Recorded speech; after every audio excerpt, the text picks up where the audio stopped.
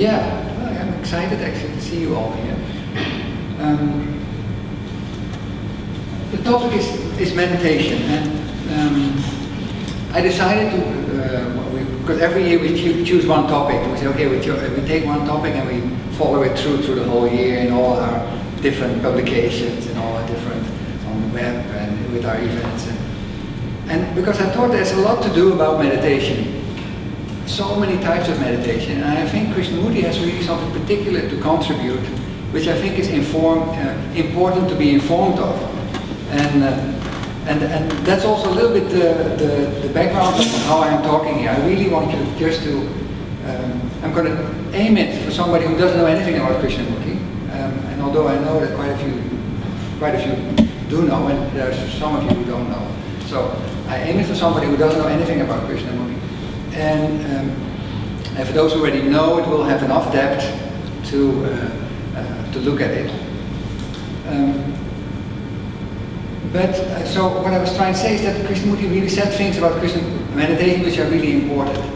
And I don't want it to be seen as, okay, I want to debate or something, say this is what Krishnamurti says and that's right. No, it's more like pointing to specific things that he says about meditation. He says about the nature of our mind, which I think are very valuable to consider. And also maybe just to clear up the thing, I'm not claiming any extraordinary powers or whatever. I'm really, as you exploring all this, having a shared interest, being a common fellow traveler on looking at all these issues, and in that light I want to share with you and look with you at it. And also another aspect which is a little bit, in generally wherever I go and wherever I present something about Krishnamurti's work, which is really unsettling or unnerving, is at the end you won't have anything. I mean, you will probably leave this room as you came in, because there's nothing like a practice or tips on how to be quiet. There are no suggestions on how to live. There is no way to see if you improve on your path. It is really only looking and becoming aware of yourself, and everything is in that. The first slide, I think, which is, I guess, the starting point. I mean, what are we seeking at all? And of course, you could say maybe we're not even obviously seeking, but maybe our mind is subconsciously seeking and looking and trying to find something. You know, and that is in this whole exploration also maybe really an important aspect, that the conscious brain, what I like, what I dislike, what I choose to do, what I don't choose to do, is a very superficial layer of our existence. Most of our existence is more subconscious, is more what drives us directly, and then we give some kind of explanation on top of that. So I think it's really important that when we look at these issues, that we look as well as what we consciously think, but also trying to get some kind of connection with the deeper layers of ourselves, and check with that and look at that. Because otherwise we only look at a very superficial part of our existence and stay there. And this inquiry, to me, in my understanding, has to go deeper than the layer of I am in control of my life, or whatever the slogan. So what are we seeking? What is meditation? That's what I tried to go into today. Why should one meditate at all? And what's the use of meditation? And where does it get you? So this is the first thing, that is the search, which is really something that is counterintuitive. Because if you're somehow religiously inclined, if you're somehow serious about your life or interested in spirituality, it's common language, it's commonly accepted that you search for truth. I'm going to find truth, I'm going to study the various scriptures, you're going to study Krishnamurti, and I'm going to find truth, try to find truth. Now, Krishnamurti points out that actually the very searching limits, that the very searching means that you have an object in mind. And if you have an object in mind, you are not perceiving everything. You limit your focus to a certain spectrum of that what you're looking for. You only search when you already have some kind of idea, even if it's vague, even if it's romantic, or even if it's more subtle, non-explicit, that the the active action of searching is a limited action. So, well, where does it put us, right? Do you stop searching? Now, that's not what I'm implying, but I think what is more important, that one takes that into consideration, that the very searching of something is a limited action. And to put, and I'm also, again, I'm putting it out here as a pointer or as something to be considered, not as something that I would, that we have to argue about or something. Just, hey, wow, that is spectacular. Is there something wrong already with the very attempt to search? That is, because if you're serious, you might have to consider this. You might have to look at what this implies. So Krishnamurti suggests the first thing to realize is not to seek, because what you seek is predetermined. And if you're serious about meditation, all forms of search have to come to an end. Well, where do we go from here? All forms of search have to go. So you're back on level 0, right? I mean, you may be out of looking at your life, maybe there's some discontent, or maybe there's some struggle, becoming aware of one's suffering. One says, okay, I want to find a way out, and you start searching, and the Krishnamurti comes along and pulls it away from you. So that searching doesn't mean anything. So then what? Okay. The next thing, which I think is really, which I will look at, try to present aspects of Krishnamurti's work in various angles, but they're all related to the same thing, and that's control. That the conscious self has a very strong, in its nature tries to predetermine action, tries to control. This is good, this is not good. I like this, I don't like this. And of course, when you sit quietly, you say, this thought I like, this thought I don't like. Or if you say, well, it has to be absolutely quiet, no thought is what I like. But even that no thought is what I like is already trying to control thought, true thought, which is obviously a limit, an impossible action. Now, so then you run to, so there's intrinsically, if one tries to some kind of imposition, control one's mind, it's impossible. And one has to realize that control can never lead, because control means friction. Control means there's something happening, and I have an idea of something else that I want to see happening. And I'm trying to match those. There's conflict in between. So any form of control inevitably breeds conflict, inevitably breeds friction, inevitably leads to more whatever. So then the question is posed, how do you bring order without control? How does that quietness come about without control? Now, I'm not going to answer that, because I think actually more important than the answer of that, more important is the fact that we understand that this mechanism of control is happening in each of us. That obviously, I mean, the conscious mind, being greedy, wanting to find security in something, wants to control, and that has to be understood in order to go to proceed. So any control implies suppression or rejection, exclusion, and a division between the controller and the thing controlled, and therefore conflict.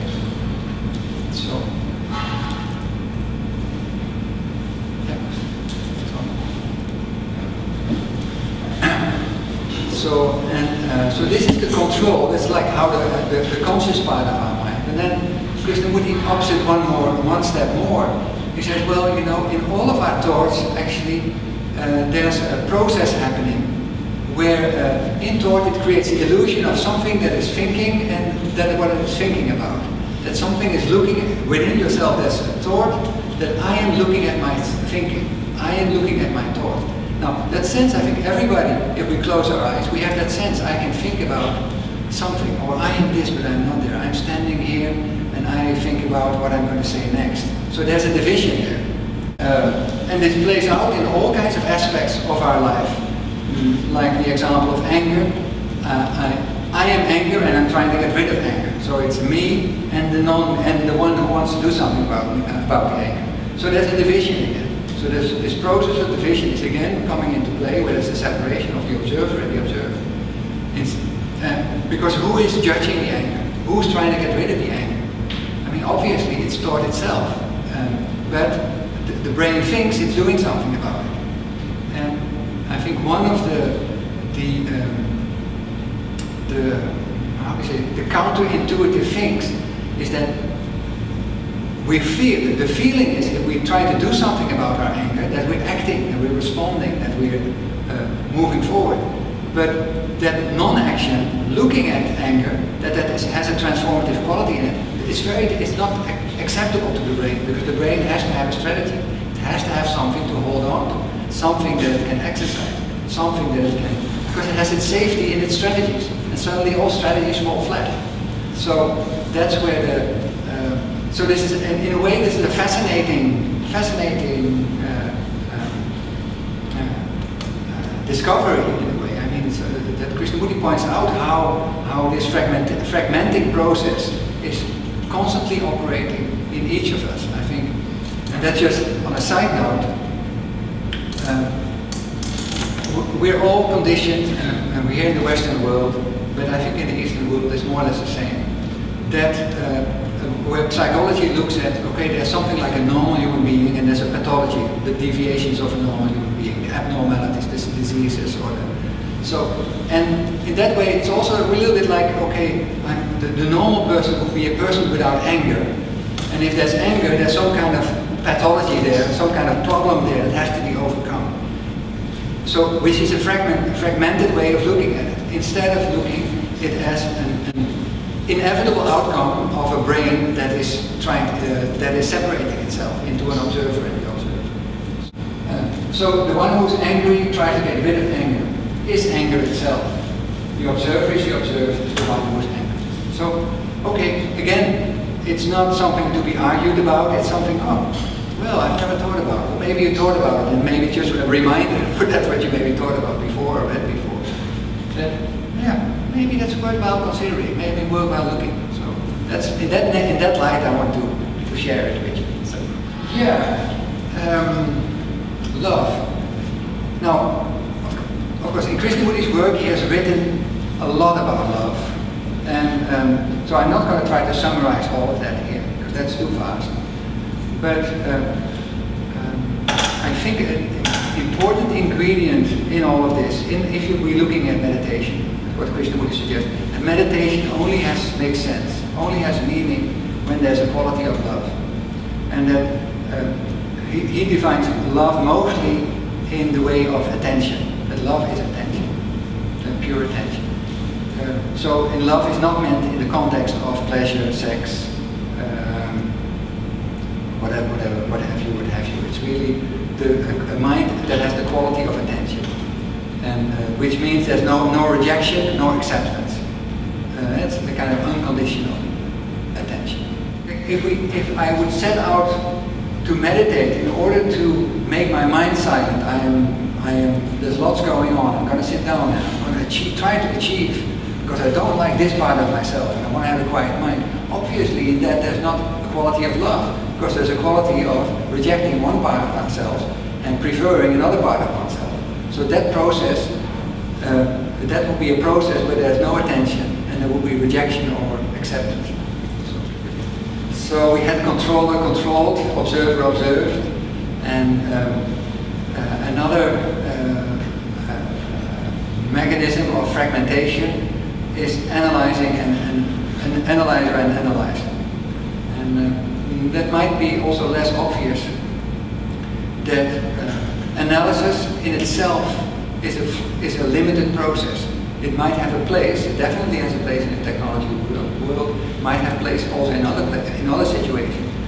But if one analyzes oneself, who is analyzing who?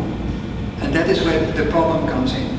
If I analyze myself, what am I doing? I mean, if I'm angry and I analyze my own anger, of course my analysis is limited because it's coming from a place which is anger, the whole contraction and the whole reality that I have in my head, which is where this anger is coming from. So analysis by its nature is a limited process, like the controller controls, like the observer observes. Through analysis one cannot come to truth because it's limited. If I'm setting out to meditate, or if I'm setting out in any part of my life, and there's a craving for experience, obviously I am predetermined. I already have something in mind that I'm craving for, something that I'm longing for, something that I'm pursuing, I'm craving, and I have in order to get an experience, one has to be able to recognize the experience. One cannot, if you can't recognize it, how do you know you're experiencing it? So that is also a really unsettling way of looking at one's consciousness, that in itself, every recognition which an experience is based upon is flawed, because that means that I already know what I can recognize it. It means that I already have an idea about it. Now if something new comes, how would I be able to recognize it?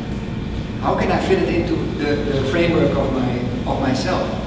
So that there's this two problems with experience. First, the desire for experience means that you have direction, and the second thing, that experience itself is flawed because it has an element of recognition in it. And the element of recognition means that it's partial.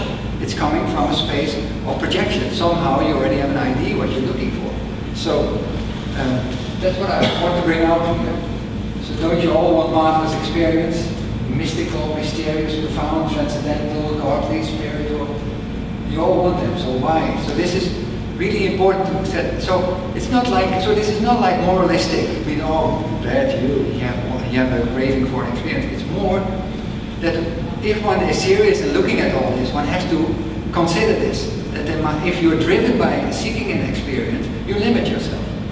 It's like the law of Newton, action is minus reaction. So, and that in that there's a kind of greed, a greater experience, which is an escape from what's actually happening within oneself. What is actually going on? Well, desire to have more experience. So the pursuit for experience means a movement away what is actually happening in our lives. So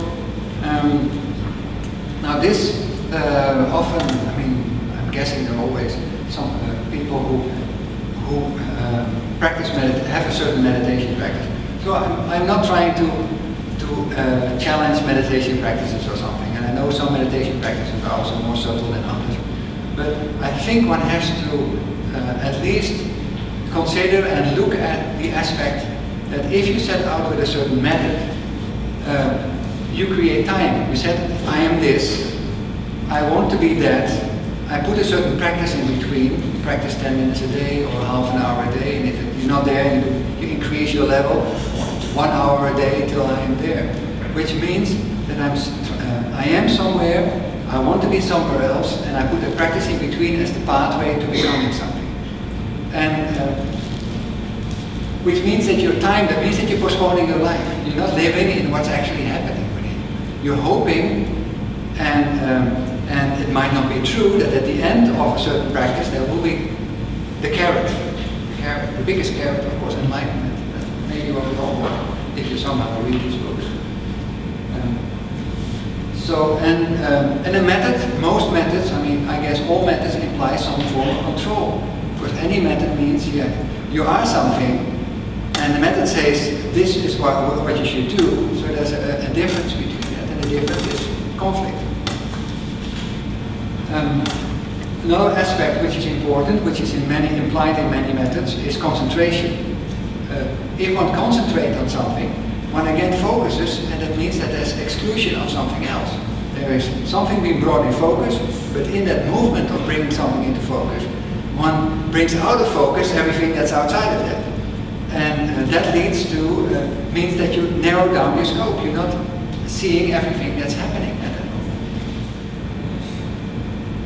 So Krishnamurti has one suggestion, and that's maybe the only suggestion he has that is positively stated, although he doesn't say how to do it. He says that in our human potential, in our human capabilities of our human family, there's the possibility to pay attention, to be choicelessly aware, and that this possibility, which sounds so boring, which sounds so as if you're not doing anything, choiceless aware. What does that mean?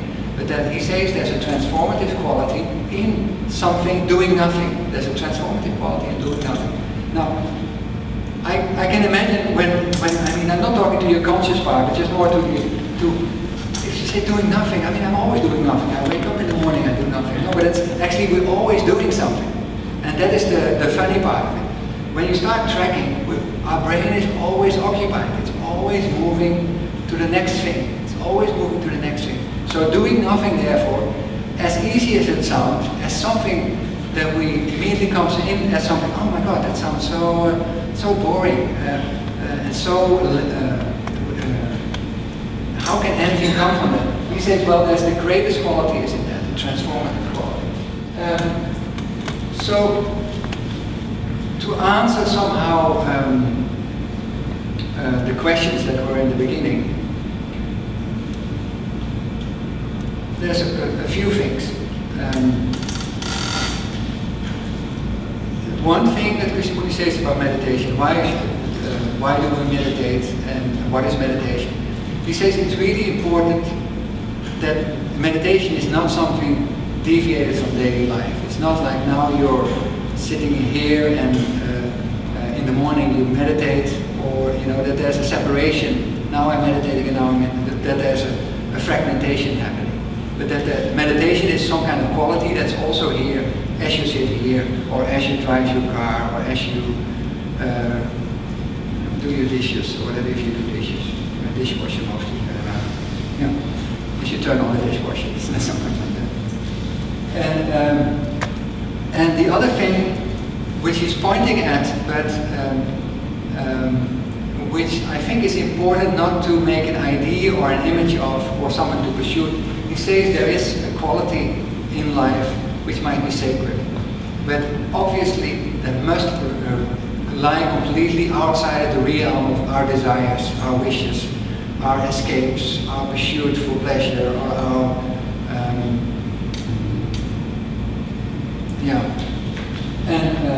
and then he puts these funny statements out. He said anybody who describes it doesn't know, and anyone who knows, who says he knows, he does not know. He's very particular about that. Okay. This is the end of the presentation in that respect, and I would like to, if you have some response, please feel free. And before we go to the video, if there's anything